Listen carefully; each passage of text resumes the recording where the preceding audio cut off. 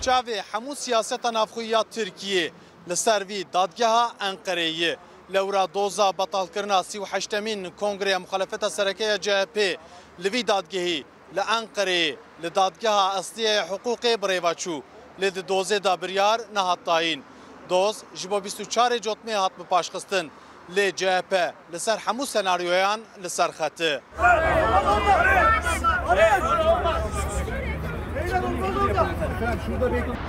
Di navenda giştiya CHP, degera batalkirina kongreyê û danîna qeyûmda li bo tevgerdarî zêde bû û amadekariyên berfira hatibûn wergirtin. Bu davaları açanlar Cumhuriyet Halk Partili değildir. Dema ku biryara bi paşxistinê hat dayîn, CHP jî bi Serokatiya Özgür Özel di civîna lijneya rêveberiya navendî dabû.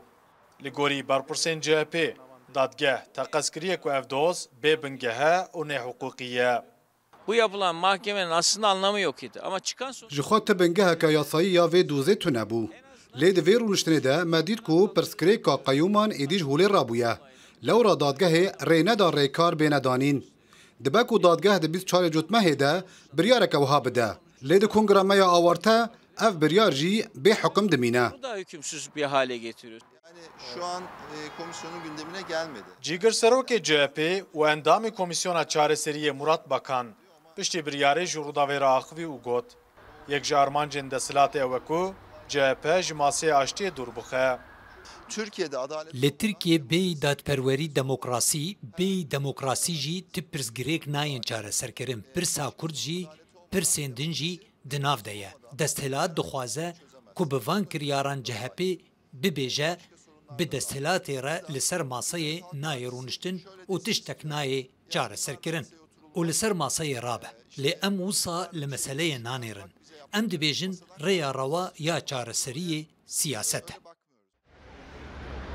Daxwaza dozdaran ku dixwastin dadgeh wekî tevdîr serok û rêveberiyehî ya CHP ji kar dûr bixe û serokêberiyê CHP Kemal Kılıçdaroğlu wek serok bê erkdar kirin. Bo cara dehan hate redkirin. 1,5 ay sonrası. Dedos piştî mihokûnê vekê ditin. Li gorî min di hetawê demê dijberiya siyasî kêm bibe. Danûstandinê siyasî zêde bibe. û ji rêveberiya CHP re jî derfet çi bibe. Lema wê dadgeh dozê ji esasî red bike û daxwazên tedbîran jî ji paş ve vegerîne. Çevireceği kanaatindeyim.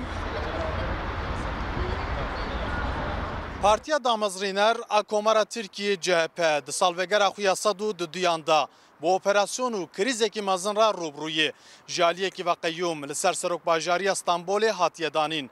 Ji aliyekî din ve hê jî eger heyî ku qeyyûm li ser navenda giştiya CHP bêdanîn.